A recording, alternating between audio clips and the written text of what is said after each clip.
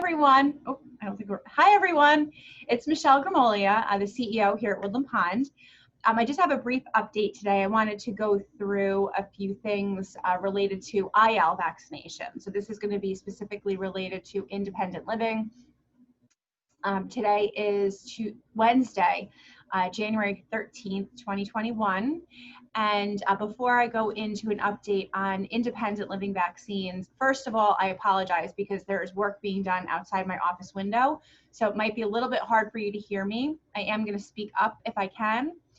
Before I talk about the status update on independent living vaccines, I do just want to mention that for those folks that live in skilled nursing, assisted living, or garden view, or the family members of those residents, if you are completing the forms that I sent the links out to yesterday for the vaccinations and you have any questions, please go ahead and give me a ring.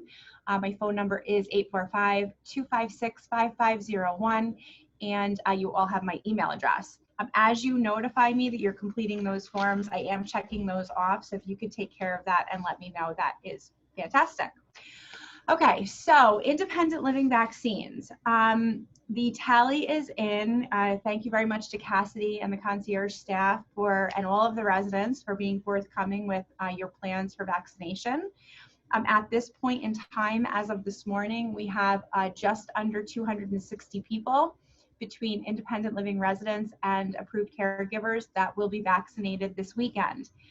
It is going to be a significant undertaking. The vast majority of you will drive yourselves according to what you've said to us, or your approved caregiver will drive you. So that's a fantastic help. Jason is and was prepared to provide more transportation. So if any of your transportation plans fall through, please let me know today if you can. We will have some additional transportation capacity on Saturday and Sunday, but it looks like the vast majority of you are going to drive yourselves.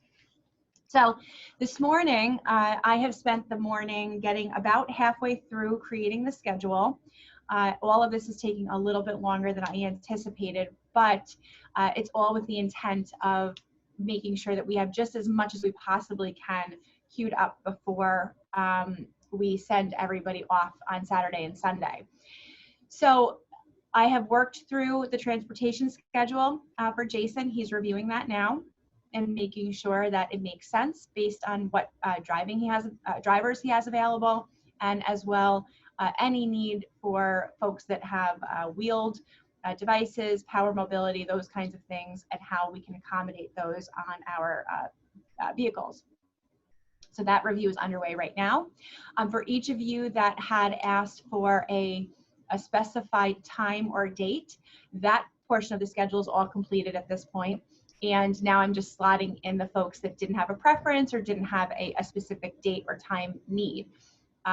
We are going to be slotting folks in every half an hour beginning at 10 a.m.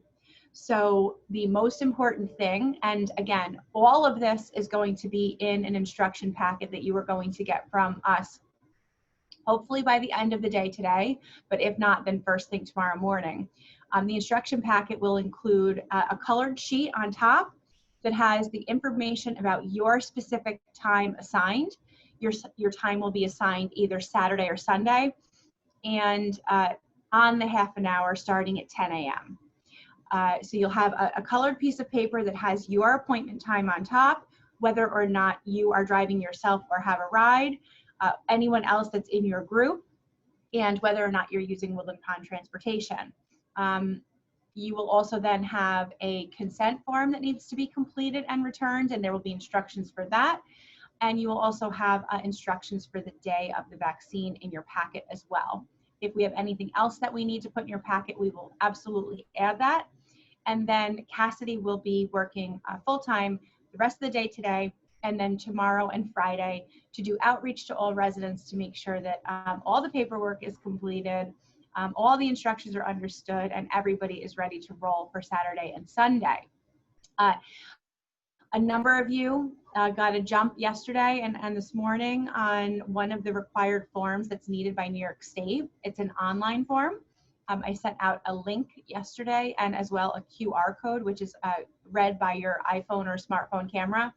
And although I did ask for folks to wait until they had their date for their vaccine clinic, because you do need that to fill the form out, a number of you did it, and that's fine. That's not going to be a problem. This is a data collection system for the state to understand how many are getting vaccinated. The exact date is not necessary because that doesn't change what the Family Health Institute does. It doesn't change anything in the eyes of the state. So that's okay. You don't need to redo those forms. But if you've not done your electronic form yet in the link that I sent out yesterday, please hold off until you've gotten your packet so that you know which date you've been assigned, because there is a spot in there for you to pick your vaccination date. For those that are not on computers or do not yet email and are going to need help with those forms, we've got your back. Cassidy is going to help you with that. Everyone that is completing the form, or once you have completed it, I do need you to notify me that you've done so that Cassidy doesn't bother you to do it again. But Cassidy is going to help those that need help with that form to do so. So that's one of the couple of things that needs to be done in advance. You will also see in your packet when you get it that there is going to be a paper consent form that needs to be completed before you head over to the Family Health Institute. And again, there will be instructions in the packet. And again, Cassidy and myself and other staff members will be calling you over the next 2 days to make sure that you've gotten the instructions, you've gotten all of the forms completed, which is really just 2. It's the one online form for New York State, which I sent a link out to yesterday, and then it's going to be a paper consent form. Everything else we're going to take care of behind the scenes. Right now, Cassidy is pulling all of your insurance information, your insurance cards. I'm putting the schedule together. We are going to get everything over to the Institute in advance so they can start, getting you guys all registered in the system, and then we'll help you with the final paperwork. So I don't want you to be concerned that you're going to be on your own with this. We're going to help you as we've helped you so far. We're going to keep helping you through this process over the next few days. Keeping in mind, again, that today is Wednesday and our first clinic dates are going to be Saturday at 10 a.m. So we've got lots of hours to get everybody ready here. I did have 2 things I needed to correct from my address yesterday. You are going to be having the Moderna vaccine. I had said that in my memo on Monday, and then yesterday I accidentally referred to it as the Pfizer vaccine. And the reason I did so is because I had the Pfizer vaccine in my head because the staff and the health center residents are having the Pfizer vaccine. So the one difference is that the Moderna vaccine is a 4-week period between dose 1 and 2. And that's a critical correction to what I said yesterday. Of course, the Institute is going to give everyone their specific instructions. My address yesterday was just an overview, but I did want to correct that. So where I did say yesterday that everything we do this weekend will be repeated in 3 weekends, it's actually going to be repeated in 4 weekends because Moderna does require 28 days in between. We have just a very small number, less than 5 residents that have opted to either not have the vaccine at this time because their physicians have recommended that they don't, or there's some unease with the vaccine at this point in time. And that's out of, well over 225 residents. We also have another approximately 40 caregivers that are approved that will be vaccinated this weekend. If these numbers hold in independent living and we get somewhere north of 98% vaccination in residents, we will have achieved herd immunity among residents in independent living. And that's just, it's such a great opportunity for us to be able to, once both doses of the vaccine are administered, and then 2 weeks after that. So we're looking at 6 weeks out. If these numbers hold, we're going to have more than 98 or 99% of independent living residents completely vaccinated. And that's going to give us the ability to make decisions to open this community back up in a lot of ways that we did not expect was going to happen this quickly. I cannot thank the Institute for Family Health enough. I'm going to say thank you to them a million times. Erica Caliendo and her staff for being so flexible and cooperative. We are going to try and actually have a staff member from Woodland Pond be at the Institute all day Saturday and Sunday, in addition to a bunch of us being here on Saturday and Sunday. So that when you head over there, you see a familiar face, our staff can help the Institute staff make sure everybody is comfortable and ready and organized and safe. We really just want this to be all hands on deck. We want this to be a success. I am in my office all day today working on this schedule. As I said, the next thing you will get from us is a notification of your appointment time. Most likely, those are all going to be hard copy. That's the easiest way for us to get these to you and put those in your cubbies in the mailroom, but that will probably not be until tomorrow by the time we get through everything. So once those appointment times are available, we will make an announcement. So we'll announce that on Connected Living as an alert.